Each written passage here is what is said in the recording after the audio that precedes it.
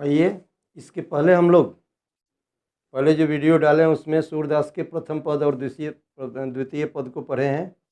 आज हम शुरू करने जा रहे हैं दसम कोर्स अ का क्षितिज से जो सूरदास के पद हैं उसके तृतीय और चतुर्थ पद को। पहले हम समझा चुके हैं कि गोपियाँ किस तरह श्री कृष्ण के प्रति अपने आप को समर्पित की हैं, किस प्रकार वो कृष्ण का दर्शन चाहती हैं और कृष्ण किस कूटनीतिज्ञ के परिणाम स्वरूप उद्धव को भेजकर गोपियों को योग का संदेश देना चाहते हैं। 2 पदों में हमने देखा कि श्री कृष्ण को मर्यादा का उल्लंघन करती हुई गोपियां बतलाती हैं। यहाँ कह रही हैं उद्धव से कि अय उद्धव, हम क्या हैं, कृष्ण हमारे क्या हैं, आप समझिए।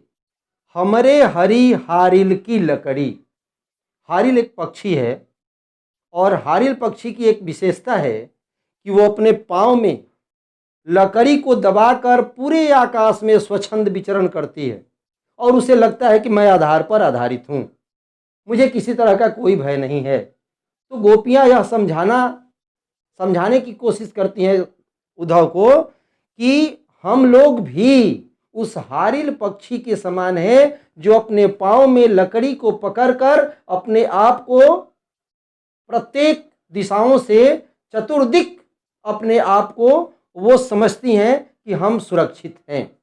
गोपियाँ यही कहती हैं कि हमारे हारिल की लकड़ी, हमारे जो हरि हैं, कृष्ण हैं, कान्हा हैं, वो हारिल की लकड़ी के समान मेरे लिए हैं।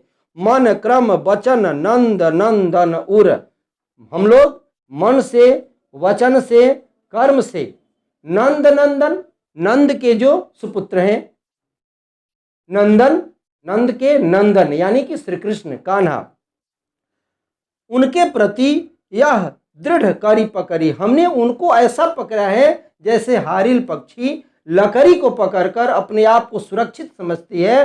ठीक उसी तरह हम लोग भी हृदयस्थ कर लिए हैं श्री कृष्ण को, हम लोग भी उनके प्रति संपूर्ण रूप से समर्पित हो गए हैं और हम लोग भी अपने आप को सुरक्षित समझ रही हैं।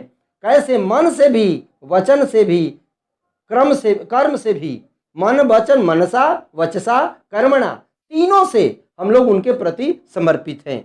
जागत सोवत स्वप्न दिवस निश, जागते हुए, सोते हुए, स्वप्न देखते हुए, दिन में भी रात्रि में भी, 24 आवर्स, प्रत्येक क्षण हम लोग कान्ह कान्ह जकरी, कान्ह कान्ह रटती हुई हैं, कान्हा कान्हा रटते हुए रहते हैं। हम लोगों को कान्हा की याद ही रहती है। कान्हा कान्हा रटते रटते बीती रे उमरिया, हम लोगों की उम्र बीत जाएगी लेकिन हम श्याम को नहीं छोड़ेंगे। मीरा को आप देखे हैं, राधा को आप सुने हैं मीरा के बारे में, वो तो गली गली हरि गुण गाने लगी, ऐसी लागी लगन मीरा हो गई मगन। मीरा भक्त हैं, राधा भी, रुक्मिणी भी, सब लोग समर्पित हैं। श्याम तेरी बंसी पुकारे राधा नाम, राधा के भी श्याम, वो तो मीरा के भी श्याम, सबके हैं। सब लोग अपने आप को उन पर न्योछावर कर दी हैं। हम लोग समर्पित हैं, मन से मनसा, कर्म से कर्मणा, वचन से वचसा, दिन में भी, सोते हुए, जगते हुए, स्वप्न में भी, रात्रि में भी कान्हा कान्हा ही रट हम लोग लगाते हैं।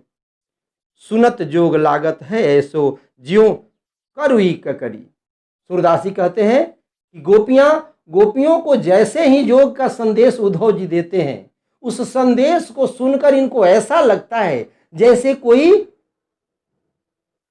करुई, जो ककड़ी है, उनको खाने के लिए दे दिया। ककड़ी आप खाए हैं, उसके मुख पर देखिए काला रंग का रहता है, जैसे उधर से खाना शुरू कीजिएगा मन मिचलाने लगता है, बड़ा तिक्त होता है, तीता होता है, खाने में अच्छा नहीं लगता। ठीक उसी तरह जैसे ही उद्धव जी गोपियों को योग का संदेश देना शुरू करते हैं, इन्हें करुई ककड़ी की तरह लगता है। सूतो व्याधि हम कौलय आए, कह रहा है कि वो तो सूतो व्याधि, सु मने वाह, उद्धव जी ऐसी व्याधि हम लोगों के लिए लाए हैं। यह जो योग संदेश है जिसे मैंने न कभी देखी और न कभी सुनी, ऐसा मैंने कभी भोग मैंने यह देखी सुनी न करी, न ऐसा भोगा है, न देखा है, न सुना है, ऐसी व्याधि है यह योग संदेश का। सूरदास कहते हैं यह तो सूरति नहीं लय सौंपो। सूरदास कहते हैं कि गोपियां कहती कि यह उन्हीं को सौंपिए, हमें देने की योग संदेश जरूरत नहीं है, हम तो अपने आप में परिपूर्ण हैं। क्योंकि जिनके पास ईश्वर है, जिनके पास परम ब्रह्म की प्राप्ति हो जाए, उन्हें और जगह जाने की क्या जरूरत। हम तो भगवान के प्रति समग्र रूप से समर्पित हैं, हमें दूसरे किसी संदेश की जरूरत नहीं। आप इसे ले जाइए और वैसे लोगों को समर्पित कीजिए जिनके मन चकरी, जिनका मन चंचल है, जिनका मन घूमता रहता है, स्थिर नहीं रहता है, जो स्थिर चित्त नहीं है। हम तो बस एक जगह जाकर श्री चरणों में अपने आप को समर्पित कर दिए हैं। इसलिए यह योग संदेश ले जाइए और वैसे लोगों को सुनाइए जिनका मन चंचल है, जो चंचल चित्त हैं। धन्यवाद। ये हुआ है आपका तीसरा। अब हम आपको बताने जा रहे हैं चौथा। हरि है राजनीति पढ़ाए। गोपियां व्यंग कर रही हैं, कभी उद्धव को, कभी कान्हा को, कभी श्याम को। कह रही हैं कि अब देखिए कान्हा को किस तरह से कह रही हैं कि अरे अब तो क्या है, वो तो राजनीति पढ़ लिए। जब हमारे साथ थे, जब बच्चे थे, जब छोटे थे, जब नन्हे थे, जब ग्वाल बालों के साथ जाकर गैया चराते थे, उनकी कुछ दूसरी ही बात थी। आज तो द्वारिकाधीश हो गए, आज तो द्वारिका के राजा हो गए, तब तो राजनीति जान गए ना। समझी बात कहत मधुकर के। उद्धव को मधुकर के रूप में व्यंग करती है, भौरा काला उद्धव जी आए हैं, तो वही कह रही है कि समझी बात कहत मधुकर के समाचार सब पाए। वो जब वहां से समाचार लेकर भेजे हैं उद्धव श्री कृष्ण जी और उद्धव जी आए हैं, तो उनकी बात समझकर समझ गए कि हाँ हाँ सब लोग हम लोग समझ गए। एक तो क्या क्या समझ गए, कह रहे हैं कि एक अति चतुर होता है पहले ही। एक तो बचपन के ही चतुर हैं, बच्चा बचपन में ही समझ में आ जाता है कि यह बच्चा कैसा है, तो पहले ही से इतने चतुर हैं क्या कहना। माखन चुराते थे, गागर फोड़ते थे, वस्त्र हरण करके लेकर चले जाते थे। एक तो पहले के चतुर हैं। एक अति चतुर होता है पहले के, अब अगुरु ग्रंथ पढ़ाए। अब तो ग्रंथ ही पढ़ लिए, राजनीति के प्रकांड पंडित हो गए। बड़ी बुद्धि जानी जो उनकी, योग संदेश पढ़ाए। अरे एक तो उनकी बुद्धिमानी है न है, बुद्धिमान कर रही है। किस तरह से गोपियां उन पर व्यंग करेंगी, आप तो बहुत बुद्धि वाले हो गए। नहीं बुद्धि वाले होते तो हम उनका दर्शन करना चाहते हैं और वो हमारे लिए योग का संदेश लेकर उद्धव जी को भेज देते हैं। वही कह रहे कि बड़ी बुद्धि जानी है जो उनकी, योग संदेश पढ़ाए।